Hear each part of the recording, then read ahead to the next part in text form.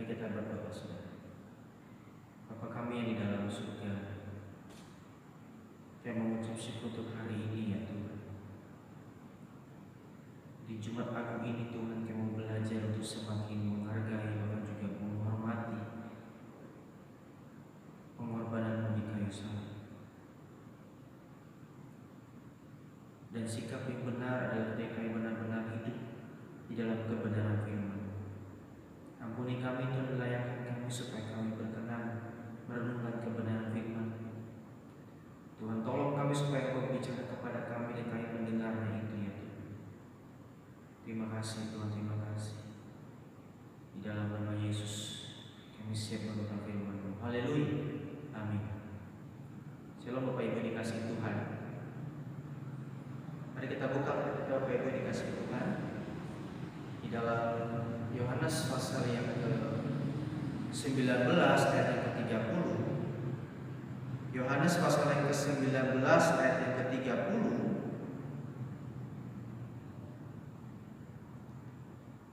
Yohanes pasal 19 ayat yang ke-30, beginilah firman Tuhan. Sesudah Yesus minum anggur asam itu, berkatalah ia, sudah selesai. Lalu ia menundukkan kepalanya dan menyerahkan nyawanya.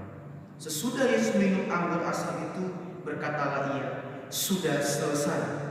Lalu ia menundukkan kepalanya dan menyerahkan nyawanya. Bapak Ibu Saudara dikasih Tuhan, kebenaran firman Tuhan hari ini berjudul sudah selesai, atau dalam bahasa Yunani-nya yaitu tetelestai. Kebenaran firman Tuhan hari ini berjudul sudah selesai. Ini merupakan salah satu dari ketujuh perkataan Yesus saat ia tergantung di kayu salib. Ketika tubuh manusia telah mencapai titik akhir, setelah menerima begitu banyak kesakitan dari cambukan, bahkan juga perjalanannya menuju Bukit Golgota, dia mengalami jatuh 3 kali, bahkan juga dia mengalami darahnya terus mengucur selama dalam perjalanan menuju Bukit Golgota, hingga pada akhirnya dia berkata, aku haus, sehingga pada akhirnya juga dia berkata bahwa sudah selesai. Artinya bahwa tubuh jasmani Yesus dalam keadaan saat itu mencapai titik akhir ketika dia berkata sudah selesai. Tetapi pada hari ini kita mau belajar secara makna rohaninya, kita mau belajar secara iman Kristen, apa yang dimaksud oleh Yesus dalam perkataannya sudah selesai, bahkan apa maknanya bagi kehidupan kita masing-masing.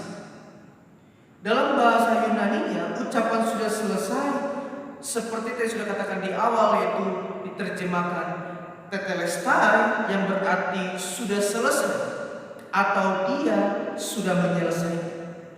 Kata tetelestai ini biasa digunakan dalam situasi peperangan di bangsa Romawi pada saat itu. Ketika bangsa Roma ingin pergi atau mengadakan peperangan melawan suatu bangsa lain, maka biasanya pimpinan perang, panglima perang atau jenderal perang, dia berdiri di tempat yang paling tinggi, di dataran yang paling tinggi, sementara prajuritnya berperang di daerah dataran yang paling rendah. Tujuannya adalah supaya panglima perang ini ataupun jenderal perang ini bisa memantau bagaimana berjalannya, mengamati bagaimana berjalannya peperangan pada saat itu, bagaimana strategi yang dipergunakannya berhasil tidak, lalu bagaimana juga taktiknya berjalan tidak. Dia bisa memantau dari tempat yang lebih tinggi. Sedangkan para prajurit tidak mungkin bisa mengamati peperangan pada saat itu karena mereka sedang berhadapan dengan musuh. Mereka sedang di dataran yang sama dengan musuh, berhadapan-hadapan, rat sama jajar. Jadi dia tidak mungkin prajurit bisa menilai ataupun merasa bahwa peperangan berjalan dengan baik. Tapi seorang panglima perang ataupun seorang jenderal perang, dia berdiri di tempat yang lebih tinggi supaya dia bisa melihat apakah peperangannya itu menang atau kalah. Dan biasanya ketika peperangan itu mengalami kemenangan, pasti panglima perang ataupun jenderal perang ini memberikan tanda itu dengan teriakan sudah selesai. Maka ketika prajurit ataupun tentara-tentara yang berperang di medan peperangan, ketika mereka mendengar kalimat sudah selesai, maka mereka bisa menangkap bahwa peperangan sudah selesai, peperangan sudah dimenangkan. Nah, di sisi lain, kata tetelestai ini juga ditemukan di dalam lembaran transaksi pembayaran pada zaman orang-orang Yunani kuno pada saat itu, di mana dalam pembayaran atau transaksi pembayaran orang-orang Yunani pada zaman kuno pada saat itu selalu tertulis kata tetelestai, yang artinya sudah dibayar atau lunas dibayar.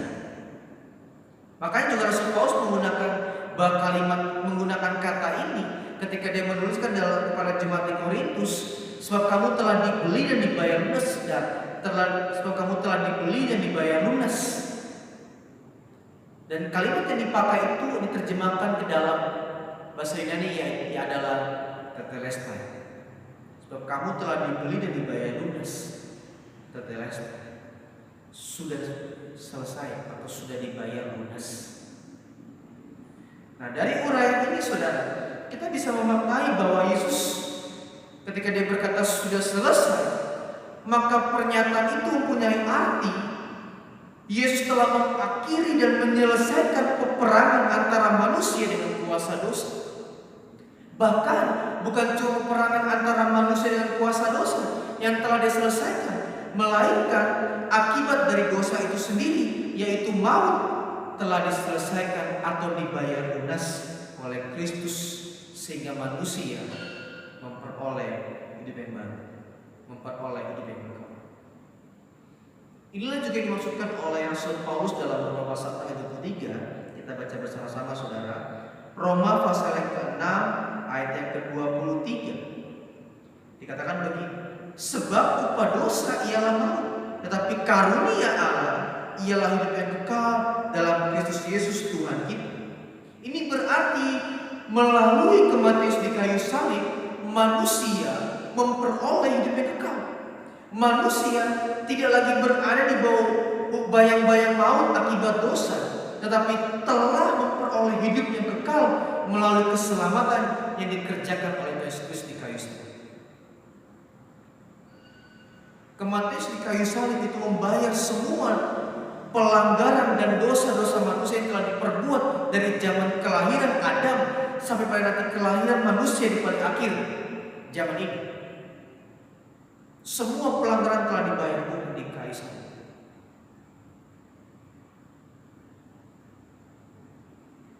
Jadi ketika kita melihat perkataan Yesus ini yaitu sudah selesai, ini menjadi sebuah kalimat kemenangan kita, saudara. Bahwa kuasa dosa yang telah dikalahkan. Kita punya kemampuan dalam pimpinan Roh-Nya yang kudus untuk bisa mengalahkan kuasa dosa itu sendiri. Amin.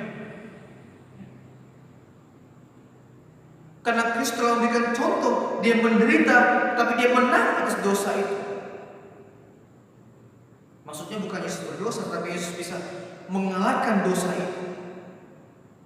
Nah, kalau kita percaya kepada Kristus, kita seharusnya menjadi orang-orang yang lebih dari pemenang.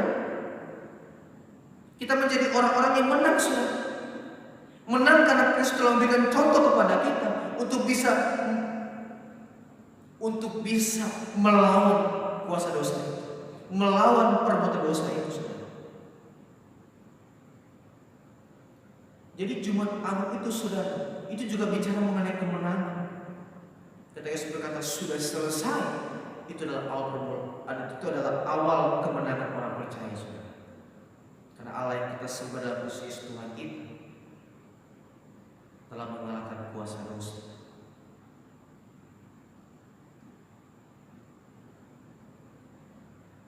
Jadi kita pun juga yang bukan merayakan, yang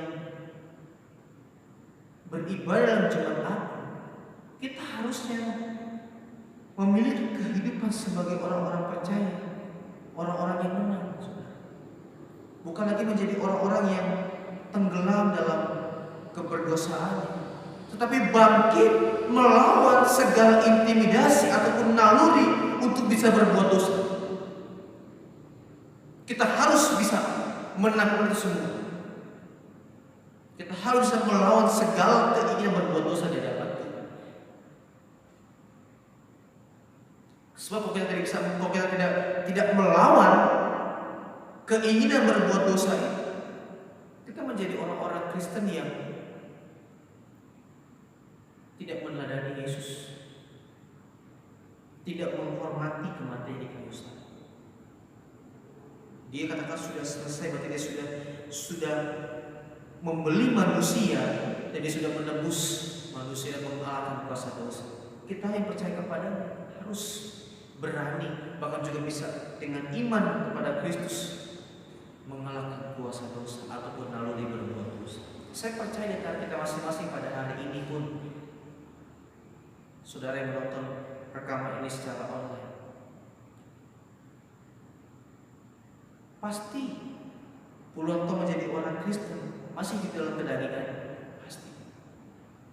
Bukan cuma saudara, saya pun juga. Tapi kita semua harus berjuang. Dan kalau kita berjuang, maka Allah mengerjakan di dalam kita.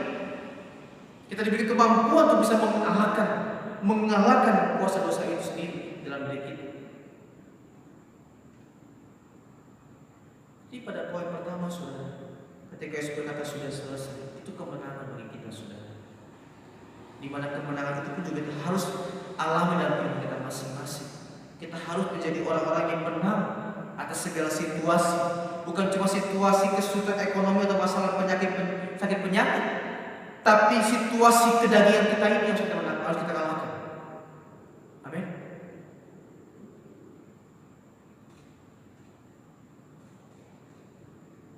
Ketika Yesus sudah berkata sudah selesai, ini berarti kalau kita percaya kepada Tuhan Yesus Kristus yang telah menyelamatkan manusia dari dosa-dosanya, mau tidak mau kita harus menerima konsekuensinya, yaitu hidupku telah dibeli dan dibayar lunas. Aku hidup hanya untuk Dia. Ini konsekuensinya, saudara. Ketika sudah selesai, lalu kita yang percaya kepada Dia, beriman kepada Dia, kita harus menerima konsekuensinya bahwa aku telah dibeli dan menjadi milik Tuhan sepenuhnya. Jadi saudara tidak berhak memiliki hidup ini. Tidak berhak. Ketika saudara percaya kepada Kristus, percaya kepada Tuhan Yesus sebagai juru selamat pribadi kehidupan saudara masing-masing, saat itu juga saudara harus menerima konsekuensi bahwa aku telah dibeli dan hidupku menjadi milik seutuhnya. Kita nggak punya lagi untuk hidup ini. Kita nggak berhak untuk menikmati kesenangan. Kesenangan dia cuma satu, itu menyenangkan perasaan Tuhan. Amin. Kesenangan kita bukan yang lain, tapi cuma satu, yaitu menyenangkan hati Tuhan. Dan kalau orang percaya menyenangkan hati Tuhan, keinginannya menyenangkan hati Tuhan, betapa luar biasanya hidup orang itu, betapa istimewanya di mana Tuhan dia. Serius. Hidupku telah dibeli oleh Kristus dan aku menjadi milik seutuhnya. Kalimat ini juga mengandung arti aku tidak berhak memiliki hidup ini. Hidup yang kujalani adalah hidup yang menuruti dan menyenangkan segala kehendak Bapa di surga. Hidup yang kujalani adalah hidup yang menuruti dan menyenangkan segala kehendak Bapa di surga. Jadi ketika saudara beribadah Jumat Agung, meskipun secara online, saudara sedang menghayati kembali perkataan Yesus di kayu salib sudah selesai. Ketika dia berkata sudah selesai, berarti dia berkata kepada kita masing-masing, aku membelimu dan kau menjadi milikku seutuhnya. Amin. Dan ketika saudara mengatakan bahwa iya Tuhan, aku percaya kepadamu, saat itu juga saudara menjadi sebuah kehidupan hanya untuk menyenangkan perasaan Tuhan saja dan melakukan segala kehendak Bapa di surga. Amin, saudara.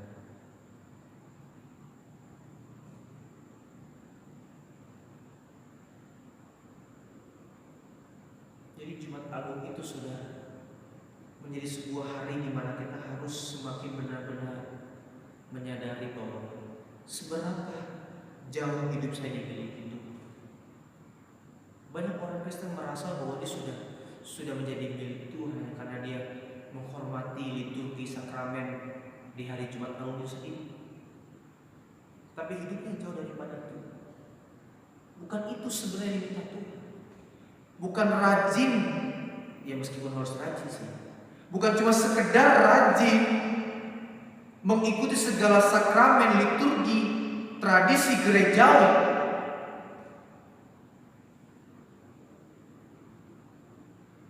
Tetapi lebih daripada itu, Tuhan harus bisa mengecap kehidupan saudara. Kalau Tuhan tidak bisa mengecap kehidupan saudara, maka saudara masih memiliki hidupmu sendiri. Kalau Tuhan belum bisa mengecap kehidupan kita, itu berarti bahwa kita masih memiliki hidup ini sendiri dengan segala keinginannya, ambisinya, nafsunya. Kita masih memiliki keinginan, masih memiliki hidup ini sendiri, dan itu belum dimiliki. Dan hidup itu belum dimiliki. Jadi Jumat Agung itu adalah momen di mana kita kembali mempertanyakan hidup kita di hadapan Tuhan. Seberapakah jauh kita hidup di hadapan Tuhan? Apakah hidupku diecap oleh Tuhan? Tidak. Apakah hidupku dimiliki oleh Tuhan? Tidak. Dan apakah hidupku selama ini hanyalah untuk menyenangkan Tuhan? Tidak. Kalau tidak, maka kita menyia-nyiakan kematian Yesus di kayu salib. Kita menyia-nyiakan pengorbanannya di kayu salib. Saudara setidaknya harus selalu merenungkan perkataan ini. Andaikan ini hari terakhir aku beribadah kepada Tuhan. Andaikan ini kesempatan terakhir aku beribadah kepada Tuhan.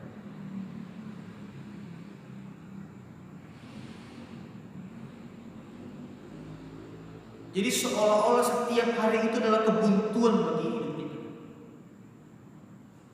Jadi jangan merasa bahwa masih ada hari esok. Ya, dalam optimisme begitu.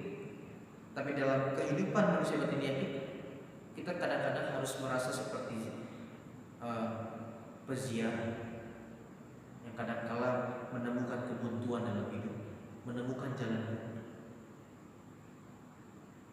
Dia tidak tahu kan dia sedang berjalan ke jalan yang mempunyai ujungnya atau tidak ada ujungnya.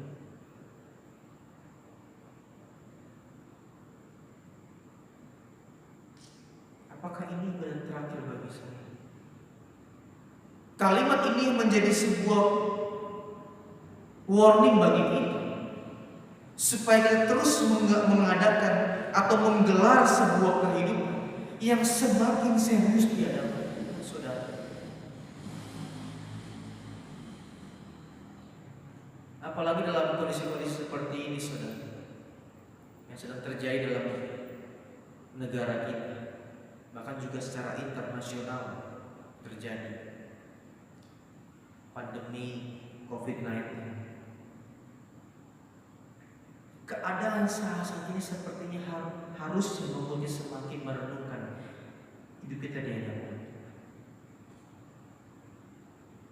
Tidak ada lagi yang bisa kita banggakan dalam dunia. Tidak ada lagi yang bisa kita kejar dalam dunia. Karena dunia ini atau bumi ini sedang berjalan kepada kesudahannya, berjalan menuju kemerosotannya. Jadi mau tidak mau menghadapi situasi seperti ini, kita harus semakin dekat dengan Tuhan. Kita harus semakin kerat dengan Tuhan. Kerat dengan Tuhan. Tidak bisa terlepas dengan Tuhan. Dan kalau tidak bisa terlepas dengan Tuhan, inilah kehidupan yang terjamin. Meskipun sulit dalam dunia ini, tapi kita terjamin di dalam keselamatan nanti. Kita terjamin di kehidupan kedua nanti. Amin. Seringkali juga saya harus mengatakan ini, saudara. Kita harus semakin serius berurusan dan mengalami Tuhan setiap saat, setiap hari, setiap waktu.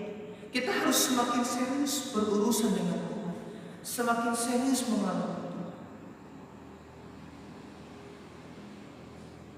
Jangan main-main.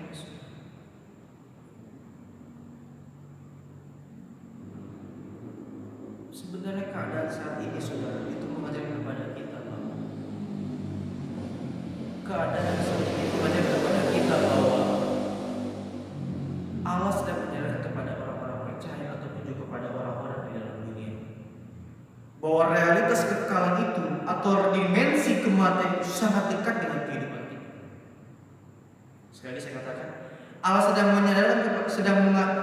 menyadarkan kepada kita bahwa realitas kekekalan itu atau dimensi kematian itu sangat dekat dengan kita. Tidak perlu menunggu mati karena corona, tapi kesedap tulang ikan pun kita bisa mati. Nah, kalau sudah seperti ini keadaannya, mau tidak mau kita harus semakin serius hidup di hadapan Tuhan. Jangan main-main.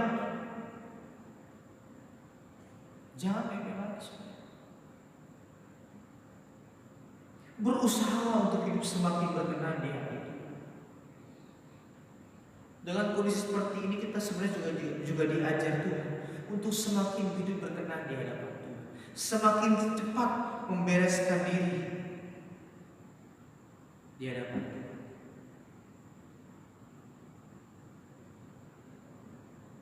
Tidak pandang usia Tuhan memanggil kita. 40 ke atas, ya faktanya. Tapi juga ada yang 40 tahun ke bawah dipanggil Tuhan pula. Jadi mau tidak mau kita harus semakin membereskan diri ini di hadapan Tuhan. Terus mengiris hidup ini di hadapan Tuhan. Mau tidak mau kita harus serius. Jumat Agung ini sudah harus menjadi Jumat yang sangat agung bagi Tuhan. Dan keagungan itu hanya bisa ditempuh oleh orang-orang percaya ketika hidupnya benar-benar meneladani Yesus Kristus Tuhan kita. Banyak orang berpikir bahwa Jumat Agung itu sakral karena ada perjamuan kudus di dalamnya. Sampai juga pada hari-hari ini ada begitu banyak orang atau gereja-gereja yang mempersoalkan antara perjamuan kudus secara online atau tidak online. Apakah Tuhan kita terbatas oleh waktu? Oh tidak, Pak, tidak terbatas. Tetapi masalah sakralnya. Oke, sakral itu apa? Apakah sakral itu mengenai tata caranya? Mulai pelaksanaannya? Bagi saya sakral itu adalah hasil akhir. Saudara bayangkan seorang guru ketika dia mengucapkan mantranya gitu kan, lalu disebutkan tiba-tiba mengembuskan nafasnya, saktinya terjadi sesuatu. Artinya mantra yang diucapkan itu sakral. Nah begitu pun dengan Jumat Agung yang sakral, kayak dengan perjamuan kudus. Perjamuan kudus menjadi sakral kalau orang-orang percaya yang memakan dan minum roti dan anggur perjamuan ini mengalami perubahan hidup. Kalau tidak mengalami perubahan hidup, percuma minum anggur perjamuan, percuma makan roti perjamuan. Justru dia malah melukai perasaan. Dia menghina nama dia dengan hidupnya yang tidak menyenangkan hati itu. Itu pandangan saya. Tapi memang seharusnya begitu. Orang-orang yang semakin lama hidupnya dengan Tuhan, artinya semakin mengikuti semua kegiatan aktivitas gereja, harusnya hidupnya semakin dekat dengan Tuhan. Harusnya hidupnya semakin seperti Kristus. Tapi faktanya tidak seperti itu. Dan ini yang melukai kekristenan kita. Nah, tahun ini sudah, mari hayati, mari renungkan, mari responi, mari lakukan ibadah perjamuan kudus ataupun ibadah Jumat Agung meskipun secara online dengan hati yang tenang di hadapan Tuhan, serius di hadapan Tuhan. Tuhan pun pasti menjawab saudara. Dan sakralitas itu bisa saudara alami meskipun cuma di rumah sendiri ataupun bersama dengan keluarga.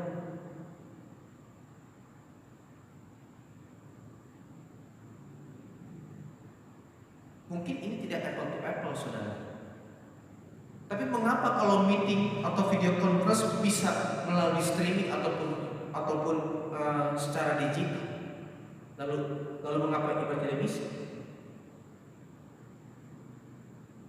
Segala sesuatu terjadi dalam dunia ini kalau kita pakai untuk kemuliaan Tuhan, itu menjadi berkat bagi kita semua saudara.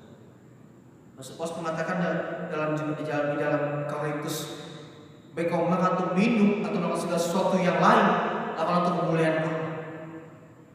Jadi kalau kita pun ibadah secara online tapi untuk kemuliaan Allah, kita serius di hadapan Tuhan beribadah meskipun online, meskipun streaming, hati kita pun tergetar saudara. Saya pun yang berkhotbah hari ini saudara, meskipun direkam tidak ada orang, paling 1-2 orang yang saya lihat supaya menjadi pantulan saya berbicara melalui wajah, melalui mulut, melalui mata.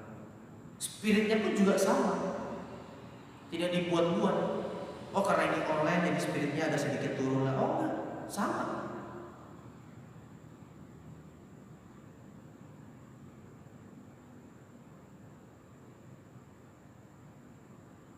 Jadi Bapak Ibu yang dikasihi Tuhan, marilah kita semua semakin benar-benar menghayati kematian Yesus Kristus di kayu salib.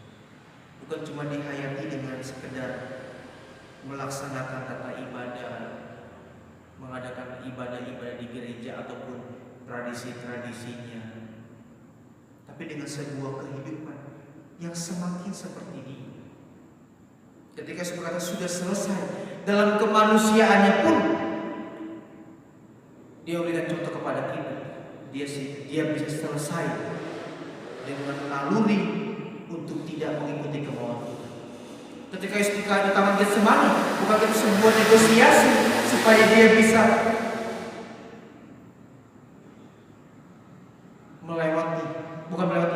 tidak melakukan jalan salib. Itu kemanusiaan berbicara.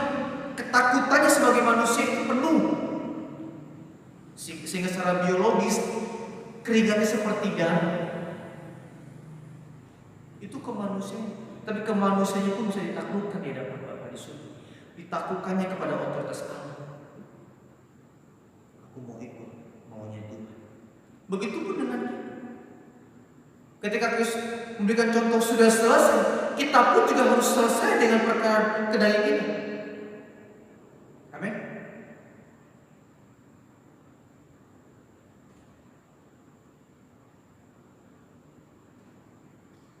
Kita harus semakin selesai dengan diri kita sendiri. Saya percaya di antara kita juga ada yang sedang diintimidasi atau mungkin sedang berjuang gitu kan, hidup baru gitu kan. Semakin setia mengikuti Tuhan, baca firman Tuhan, mengikuti kebenaran firman Tuhan, berusaha melakukan kebenaran firman Tuhan. Tapi kuasa daging ini sangat kuat menarik untuk jangan lakukan. Udahlah ini aja lebih enak. Kita berjuang. Saudara harus berjuang. Kalahkan. Kalau saudara punya keberanian yang besar, Roh Kudus semakin dorong untuk bisa mengalahkan itu. Dan ketika saudara melampaui atau melewati keinginan berbuat dosa, lalu terus berlakukan sehingga menjadi sebuah kebiasaan yang alamiah, pada titik tertentu saudara menjadi manusia baru. Manusia yang tidak lagi bisa berbuat dosa di hadapan Tuhan. Amin saudara. Biarlah kita semakin merespon, menghargai, menghormati kematian kayu salib dengan hidup yang semakin benar di hadapan Tuhan, semakin hidup serius di hadapan Tuhan. Kita berdoa. Kami bersyukur ya untuk kebenaran firman Tuhan ini. Ajar kami Tuhan, supaya kami semakin melekat dengan Engkau. Ajar kami Tuhan melalui kematian-Mu di kayu salib, supaya kami menjadi orang-orang yang benar, menjadi orang-orang yang bisa menang atas diri kami sendiri, selesai dengan diri kami sendiri. Bahkan kami membawa seluruh kehidupan kami hanyalah untuk maunya Tuhan saja. Meteraikan firman indah dan dalam hati masing-masing itu, karena bukan kami itu bisa melakukannya. Terima kasih Tuhan, terima kasih. Kami teruskan ibadah kami di dalam nama Yesus hari ini.